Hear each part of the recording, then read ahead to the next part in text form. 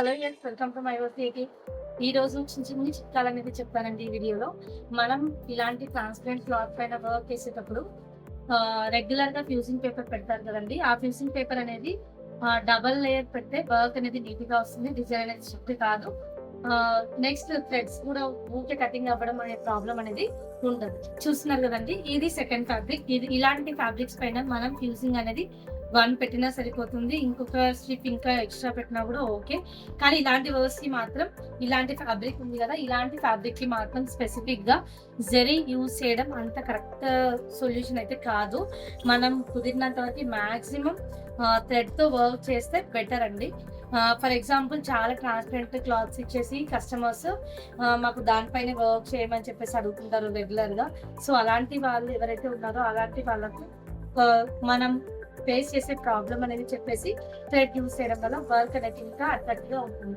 For example, ఇలాంటి ఇలాంటివి sari clothes ఉన్నాయి కదా, ఇలాంటి శారీ క్లాత్స్ స్టిచ్ మిక్సింగ్ ఉంది. సో ఇలాంటి వర్క్స్ పైన మనం వర్క్ వేసినప్పుడు ఇప్పుడు బార్డర్ యాక్చువల్ గా ఇది బార్డర్ లో ఉంది, ఇలాంటి కలర్ అనేది కొంచెం ఎలివేట్ చేసి మెయిన్ కలర్ ఇలాంటి కలర్ యూజ్ చేసి, దీనిలో ఆల్రెడీ జరీ ఉంది కాబట్టి గోల్డ్ జరీ కొంచెం తక్కువ యూజ్ చేస్తే బెటర్ అండి.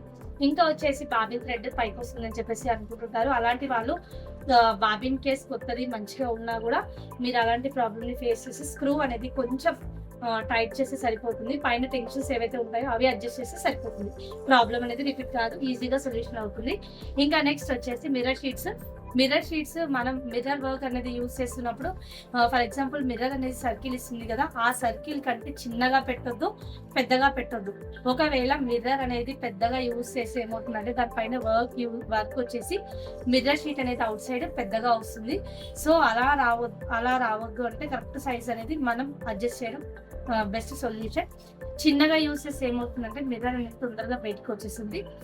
మిర్రర్ షీట్స్ ఏవైతే ఉన్నాయో అవి ఊడిపోతున్నాయి, గ్లూ లేదు అని అనుకునే వాళ్ళు మాత్రం ఫెవిగ్లూ ఉంటుంది కదండి, ఫెవిగ్లూ బాటిల్ కానీ కోన్ కానీ అలాంటిది మనం మిర్రర్ షీట్ కింద మిర్రర్ ఏదైతే మనం మిర్రర్ స్టిక్ చేస్తున్నామో దాని కింద కానీ క్లాత్ పైన కానీ ఏదైతే సర్కిల్ రౌండ్ చేస్తుందో ఆ ప్లేస్ లో కొంచెం పెట్టేసి దానిపైన మిర్రర్ వర్క్ అనేది చేస్తే మిర్రర్ అసలు ఊడిపోదండి, స్ట్రాంగ్ గా ఉంటుంది.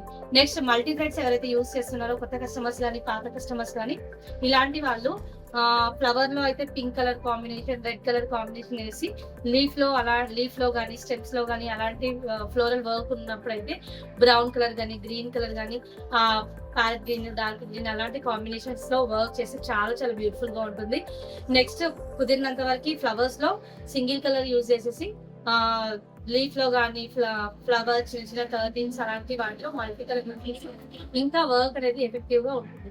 ఇంకా దీంతో పాటు జరీ ఏదైతే ఉందో ఆ జరీ ఒక్కోసారి శారీ ఏదైతే ఉంటుందో బ్లౌజ్ కూడా అదే ఇస్తారు. కలర్ కాంబినేషన్స్ అనేది ఎక్కువ ఉండవు.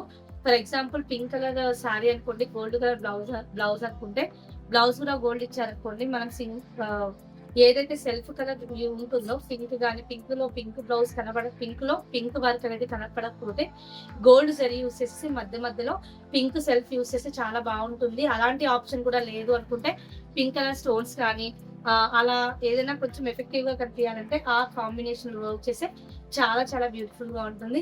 ఇవి మాత్రమే కాదండి, మనం ఒక్కోసారి తెలియక వర్క్ వేసేటప్పుడు స్టిచెస్ అనేది ఫార్వర్డ్ అవుతుంటాయి. అలాంటి టైంలో బ్యాక్ కొంచెం వచ్చేసి స్టిచ్ రిమూవర్ ఉంటుంది.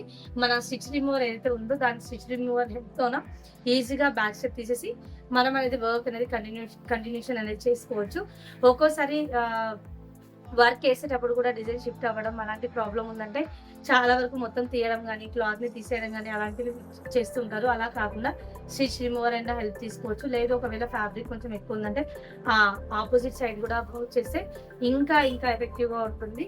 చూసారు కదండి, ఇది ఈ రోజు నాకు తెలిసిన కొన్ని చిన్న చిన్న ట్రిక్స్ అండి. ఇవి మాత్రమే కాదు, ఇంకా ఇలాంటివి చాలా చాలా వరకు మనం యూజ్ చేసుకోవచ్చు.